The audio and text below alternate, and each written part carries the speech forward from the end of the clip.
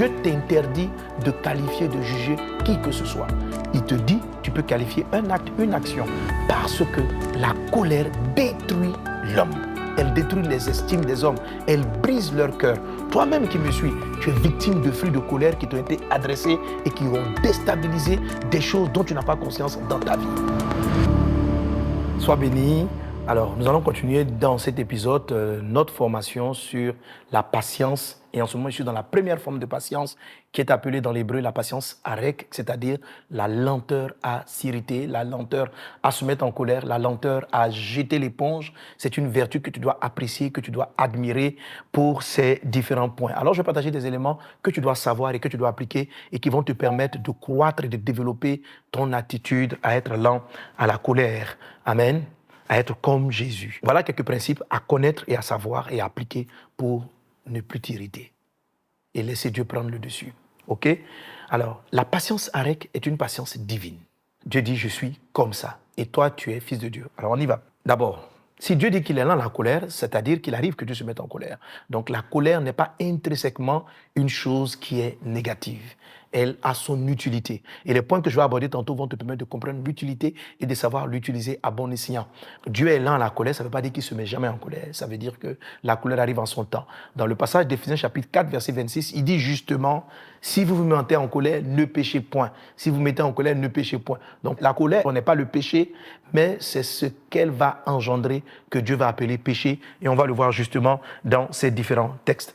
Comment tu vas adopter ce calme de Dieu et ne pas t'irriter n'importe comment, ne pas baisser les bras au mauvais moment. Comment tu vas le faire? La première des choses que tu dois savoir se trouve dans le livre de Jacques, chapitre 1, verset 20. On va commencer même au verset 19. Ainsi que tout homme soit prompt à écouter, lent à parler, lent à se mettre en colère. Arrête. Lent à se mettre en colère. Verset 20. Car la colère de l'homme n'accomplit pas la justice de Dieu. Amen. Donc l'apôtre Jacques dit ici que tout homme doit être prompt à écouter, lent à parler, lent à se mettre en colère, car la colère des hommes n'accomplit pas la justice de Dieu. La colère de l'homme n'accomplit pas la justice de Dieu. Amen. C'est important d'avoir cette notion. Alors, qu'est-ce que Dieu dit dans ce passage? Il est en train de te dire que quand tu te mets en colère, tu ne fais pas ce que Dieu attend de toi. Généralement, on se met en colère parce qu'on estime qu'il y a une situation qu'on estime anormale, injuste ou incohérente, en tout cas quelque chose qui est susceptible de nous irriter, parce qu'on estime qu'on a raison de réagir de telle façon. Pourquoi cette colère-là est néfaste et elle va t'emprisonner? Elle va t'emprisonner parce que dans ta colère, tu cherches une forme de justice. Tu veux corriger quelque chose. Et Dieu t'informe déjà que la colère d'aucun homme n'accomplit la justice de Dieu. Si tu te mets en colère pour que ton mari rentre plus tôt, ce n'est pas ce que tu vas obtenir.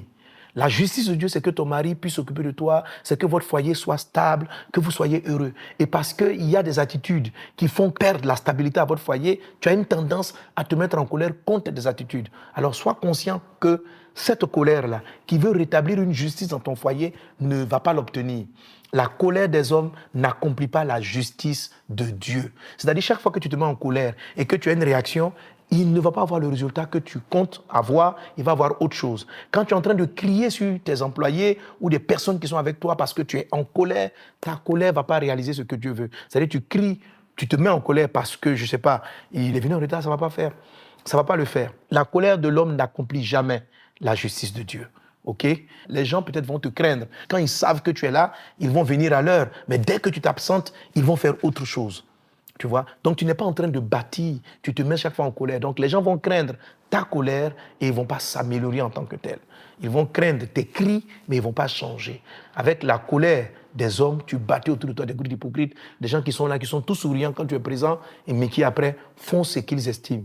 Ton conjoint qui, dès que tu voyages, c'est là maintenant il va prendre le temps de faire tout ce qu'il veut. Amen. Donc c'est très important d'être conscient que chaque fois que tu te mets en colère, tu n'es pas sur le point de réaliser la justice de Dieu.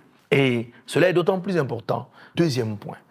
Alors, comment avoir cette patience-là? Comment développer cette patience d'être lent à la colère?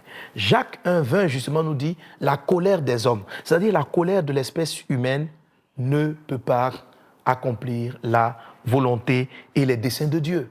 Donc, pour être lent à la colère, il ne faut pas que je sois un homme. Ah oui, il faut que je sois divin. Parce que c'est la nature divine. Si vous voulez marcher dans ce dont je suis en train de parler, vous devez absolument naître de nouveau. Vous devez naître de Dieu. Sans quoi vous allez faire une concentration, vous allez faire des efforts, vous allez faire des exercices. Ça peut donner des résultats, mais il y a des circonstances qui vont vous ébranler. La Bible dit que tout ce qui est né de Dieu triomphe du monde. Amen. Donc tu dois apprendre à ne plus être humain. Voilà. À ne plus être humain. Comment on n'est plus humain? En naissant de nouveau. Pour appliquer la patience de Dieu, il faut être un être divin. Jésus te donne cette opportunité. Si tu acceptes Jésus comme ton Seigneur et ton Sauveur, tu deviens une nouvelle créature. Les choses anciennes sont passées, voici toutes choses sont devenues nouvelles. Un chrétien qui est né de nouveau a la patience divine en lui. Il ne laisse plus maintenant qu'à la développer. Un peu comme un être humain, il a le langage en lui. Maintenant, il faut l'éduquer, il faut lui apprendre à parler pour qu'il adopte la langue qu'il faut. Okay? Donc Dieu a mis des choses en nous, mais ces choses-là se développent au fur et à mesure de notre apprentissage. Et si tu es né de nouveau, si tu écoutes ce message, il va nourrir en toi la patience divine qui va prendre l'ascendant sur ton côté charnel, sur ton côté humain. Les chrétiens ont en eux deux faces. Ils ont leur génétique humaine et ils ont la divine en eux. C'est la patience divine, c'est le caractère de la patience qui se trouve dans ta face divine, issue de Dieu. C'est celle-là que tu dois chercher à développer. Comment développer la patience arec? Point numéro 1, je dois être conscient que chaque fois que je me mets en colère pour accomplir une justice, c'est pas ce que je vais obtenir. La justice de Dieu ne viendra jamais avec ma propre colère, parce que je suis tout simplement un homme. Que dois-je faire? Deuxième point, je dois naître de nouveau. Troisième chose pour développer la patience arec, c'est-à-dire être lent à la colère, c'est une chose importante à savoir, c'est que la colère de Dieu ne s'adresse pas aux hommes. Dieu ne se fâche pas contre l'homme. Dieu se fâche contre des attitudes. La colère s'adresse à des attitudes et non à des individus. Il faut bien retenir cela. Quand on dit Dieu est lent à la colère de Dieu, lorsqu'elle se déclenche, ne s'adresse pas à des personnes, mais à des attitudes. Dieu condamne des attitudes. C'est ce que la Bible dit dans le livre de Romains, chapitre 1. La colère de Dieu se révèle contre toute impiété. Donc, contre toute impiété, mais pas contre tous les impurs. Okay? Elle se révèle contre l'impiété. C'est très important de saisir cette notion parce que si tu ne la comprends pas, tu vas mal comprendre Matthieu, chapitre 5, à partir du verset 22. Est-ce qu'on est ensemble? Tu suis bien? Voilà, tu es patient de manière arec au nom de Jésus. Mais moi, je vous dis que quiconque se met en colère contre son frère mérite d'être puni par les juges. Amen. Donc tu vois très clairement que Dieu t'interdit de te mettre en colère contre ton frère, peu importe la cause. Et il dit que si tu te mets en colère contre ton frère, tu mérites d'être puni par le juge. Il dit celui qui dira à son frère « Raka » mérite d'être puni par le juge, par le Sanhédrin, le conseil spirituel. Le fait d'avoir dit à une personne sous l'effet de la colère, tu es stupide, ça mérite un jugement. Il dit encore que celui qui dira insensé mérite d'être puni par le feu de la géhenne. Ça veut dire quoi? Il est clair que Dieu interdit à quelqu'un sous l'effet de la colère d'injurier, de juger une personne, de la qualifier de stupide, d'insensé et de toutes sortes de mots qui peuvent sortir lorsqu'on est sous l'effet de la colère. La colère des hommes n'accomplit jamais la justice de Dieu et la colère est interdite. Le passage de Matthieu 5, 22 est clair. Quiconque se met en colère contre son frère mérite d'être sanctionné. Alors, on va se dire, mais dans ce cas, on se met en colère à quel moment? Mais on ne se met jamais en colère contre les hommes, mais on se met en colère contre des attitudes. Alors, tu vas voir ça dans le livre de Matthieu, chapitre 16. Pierre qui dit à Jésus, pendant que Jésus est en train de dire, il faut que j'aille à la croix, l'apôtre Pierre veut lui donner un conseil selon lequel il ne faut pas qu'il aille. La Bible dit, Jésus s'est retourné et il a dit ceci, arrière de moi, Satan. Tu as remarqué, il n'a pas dit, arrière de moi, Pierre. Il s'est retourné vers Pierre, mais il s'est attaqué à l'esprit qui est derrière l'attitude de Pierre et non à la personne de Pierre. Donc Jésus adresse la colère à l'impiété. Ça veut dire quoi concrètement? Si mon enfant fait quelque chose qui n'est pas bien, sous l'effet de la colère, je vais dire ce que tu as fait est stupide. Je ne vais pas dire à mon fils, tu es stupide. Si quelqu'un a fait quelque chose qui est insensé, ce que tu as fait est insensé. Dès l'instant où tu qualifies une personne, tu es insensé, tu viens de juger la créature de Dieu. Tu viens de juger quelqu'un, c'est pourquoi tu mérites un jugement. Tu ne l'as pas créé, tu n'as pas créé son cerveau. Même si c'est ton enfant, tu ne l'as pas fabriqué dans ton ventre. Il a été fait par Dieu. Dieu t'interdit de qualifier, de juger qui que ce soit. Il te dit, tu peux qualifier un acte, une action, parce que la colère détruit l'homme. La colère détruit les hommes. Elle détruit les estimes des hommes. Elle brise leur cœur. Toi-même qui me suis, tu es victime de fruits de colère qui t'ont été adressés et qui ont déstabilisé des choses dont tu n'as pas conscience dans ta vie. Tu as besoin que le sang de Jésus-Christ vienne guérir toutes ces blessures-là qui ont été engendrées en toi. Un jeune homme posait la question à son père, « Papa, je veux développer ne plus m'irriter, ne plus être en colère. » Et son père va lui donner un exercice. J'en profite aussi pour t'en donner à toi qui me suis. Son père va lui donner un exercice, il va lui dire, « Alors fils, chaque fois que tu vas te mettre en colère, plante une pointe, un clou, dans une planche qu'il a déposée au milieu de la cour. » Le fils avait vraiment des excès de colère régulièrement. Le premier jour, il en a mis 33 clous. Le lendemain, il s'est concentré, il en a mis 20, c'est-à-dire qu'il s'est élevé 20 fois.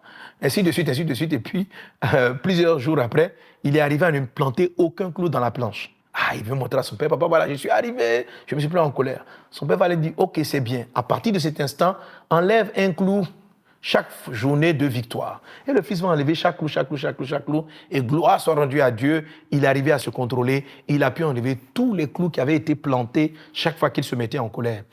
Et puis, il appelle son père. Son père dit, « Bon, allons voir la planche. » Il regarde la planche et il dit, « Comment tu la vois ?» Et la planche a beaucoup de petits trous. La planche est trou de toutes parts. Et son père lui dit, « Même si tu t'excuses après, même si tu retires la parole, chaque fois que tu as blessé une personne, tu l'as injuriée, tu l'as qualifiée, tu as dit qu'elle est ceci, qu'elle est une personne méchante. Sous la colère, tu as dit, tu es méchant. Sur la colère, tu as dit, tu n'es pas intelligent. Sur la colère, tu as sorti ces paroles. Ce sont des clous que tu as plantés dans son âme. Même quand tu retires ta parole, si tu venais à t'excuser, ça laisse des traces. » C'est pourquoi Dieu dit, c'est un grave jugement qui touche ceux qui se mettent en colère contre les hommes. Donc la colère des hommes n'accomplit pas la volonté de Dieu parce que très souvent, quand les humains se mettent en colère, ils attaquent la personne, ils n'attaquent pas l'attitude. Si ton conjoint a une attitude qui est contraire, fâche-toi, je ne suis pas content pour l'heure à laquelle tu arrives. Je n'apprécie pas. Tu te mets en colère contre la chose et tu chasses l'esprit. Tu dis, arrière de moi, esprit de lourdeur. Arrière de ma maison, esprit de retard. Arrière de ma maison, esprit de ceci. Mais pas contre la personne. Fais cela en exercice. C'est ce qu'on appelle anexikakos. Travaille cela. Et anexikakos, c'est la 6e patience, douée de patience. Travaille ce caractère. Et tu vas voir se développer la patience divine en toi. Alléluia. Alors, comment est-ce que tu vas triompher? Il y a encore d'autres points sur la lenteur à la colère. Je finis avec toi. Psaume 37, verset 8, nous dit « Laisse la colère ». Alors, la colère est une chose qui vous saisit. Proverbe 17, verset 14, ça vous saisit, elle vous emporte. Lorsque tu la sens monter en toi, il faut te retirer. Ok? Il faut te retirer, il faut avoir la tendance de, quand tu es sous la colère, ne parle pas. C'est ce qui est arrivé à Caïn. Il était fâché, Dieu lui dit en Genèse 4, verset 5 à 8, « Caïn, tu es en colère, agis bien ». Caïn n'a pas bien agi, il va aller parler à son frère et ça va dégénérer. Quand vous êtes tendu, quand vous apprêtez à dire des choses, il faut garder le silence, il faut vous retirer et il faut laisser baisser la tension. Amen. Un peu comme de l'eau, quand il pleut sur des cours d'eau, la vase, la poussière, le sable qui est en dessous monte à la surface. Et l'eau en ce moment-là n'est pas comestible, on ne peut pas la boire. Il faut juste patienter, garder le temps et la saleté va redescendre dans le fond et l'eau va redevenir à nouveau potable. Okay? Donc, la lenteur à la colère, c'est le fait que je suis tendu, mais en ce moment, quand tu es tendu, quand tu es irrité, toutes les phrases que tu vas prononcer sont des bombes à retardement. C'est des armes que tu tires contre les personnes. Retire-toi et laisse la tension descendre. Caïn n'a pas écouté cela. Il a parlé à son frère étant tendu et ça a dégénéré en meurtre. Ces textes que je t'ai cités vont t'aider à te retirer lorsque tu sens que ton cœur commence à péter les plombs, tu commences à tenter, il faut te retirer. Il dit encore à Caïn, si tu agis bien, tu relèveras ton visage. Si tu agis bien, tu relèveras ton visage. La bonne action va t'aider. Quand tu sens la colère monter, cherche à faire du bien. Par exemple, tu te lèves et tu dis, « Ouh là là, je commence à être énervé contre ma femme. Oh, fais du bien. » C'est-à-dire, trouve quelqu'un puis donne-lui de l'argent. Tiens, allez, tiens, je suis fâché. Et puis tu donnes de l'argent. Si tu fais ça, les gens vont aimer un peu quand tu es fâché. Dieu conseille donc à Caïn, il faut bien agir. Là, une bonne action apaise votre âme. Une bonne action permet de développer la lenteur à vous irriter. Quand tu es fâché, cherche quelque chose et puis fais du bien. Alors, une bonne action à faire, c'est d'aller prier. Va prier. Okay? Une bonne action à faire, c'est de choisir l'offrande. Va prier, décide d'aider un pauvre. Fais quelque chose de bien. Tu vas voir que ça va contribuer à t'apaiser. Amen. Il y a d'autres points comme décharger l'offense, etc. Et puis un point très important que tu verras dans l'ouvrage, j'appelle ça les 2 témoins. La lenteur à conclure. J'ai été édifié dans Genèse chapitre 18 à la façon dont Dieu a procédé pour condamner Sodome et Gomorrhe. Tu as remarqué ça? La Bible dit qu'il vient dire à Abraham, le cri contre cette ville est monté jusqu'à moi et je suis descendu pour voir ce qu'il en était. Mais est-ce que le Dieu omniscient, omnipotent a besoin d'une vérification physique pour s'assurer que Sodome et Gomorrhe est vraiment un peuple méchant? Mais il est venu voir. Et c'est un passage qui m'a longtemps intrigué. Pourquoi Dieu avait-il besoin, Dieu qui sait toutes choses, avait-il besoin de descendre là et de vérifier ce qu'il en était? Et l'Esprit m'a dit, mon fils, c'est l'histoire des 2 témoins. Je dis pourquoi? Et Dieu est lent. Avant de se mettre en colère et de détruire Sodome et Gomorrhe, Dieu avait besoin d'une autre approche. Je dis waouh. Il dit il a eu l'approche de tous les cris contre Sodome et Gomorrhe, mais il a eu besoin de la deuxième approche. La dernière sagesse que je veux partager avec toi, comment être lent à la colère, c'est de toujours chercher la deuxième approche avant de conclure. La deuxième approche. Quand la Bible dit Dieu cherche 2 témoins, il dit avant de prendre une décision, il faut tout le temps chercher l'avis de 2 témoins. Pourquoi cela? Ce n'est pas 2 personnes qui disent la même chose, c'est 2 angles de vue, c'est 2 approches du même sujet. Alors, Dieu était en colère, Dieu a entendu des sons qui nécessitaient que Sodome et Gomorrhe soient condamnés. Mais il dit, il est descendu lui-même pour voir un autre avis. L'avis du deuxième témoin, c'était lequel? C'était celui d'Abraham. Abraham a pris le sujet d'une autre façon, par rapport au nombre de juges qui existaient. Quand on prend 2 témoins, ce n'est pas dit que le premier raconte des bobards. Ce n'est pas qu'il peut mentir. C'est juste que Dieu a fait 2 yeux pour qu'on ait 2 angles de vue, 2 approches du même sujet. C'est comme ça. Les 2 yeux font les 2 témoins. Les 2 oreilles font les 2 témoins. Chacune des oreilles entend quelque chose à sa façon. Dieu a doublé tout, à part la parole. Donc, avant de parler une fois, la langue, une bouche, je dois écouter 2 fois. Je dois avoir 2 angles. Pour sentir, il m'a donné 2 narines. Pourquoi il n'a pas donné une narine? Je dois apprécier 2 fois les odeurs que dégage quelque chose. C'est ça, l'histoire des 2 témoins. La Bible dit que Dieu a voulu que l'on puisse le chercher en tâtonnant. Regardez un criminel, pendant que la justice décide de le mettre à mort. Si tu écoutes, tu vas prendre l'angle de vue de la mère. Elle va te raconter l'histoire de l'enfant qui peut faire que tu vas atténuer ton jugement. La lenteur à la colère, c'est parce que tu es lent, parce qu'avant de dire que quelqu'un a fait quelque chose, tu vas patienter d'aller chercher un deuxième avis, une deuxième approche. Sois lent à la colère, voilà les choses que je voulais partager avec toi. Que Dieu te bénisse abondamment. Je ferai un tout dernier épisode, où j'essaie de toucher toutes les autres 5 formes de patience. Sois béni au nom de Jésus. Amen. Shalom, j'espère que vous avez aimé cette vidéo. Abonnez-vous pour ne pas rater nos programmes. Merci de faire partie de notre famille TBN. Que Dieu vous bénisse. Shalom de Jérusalem.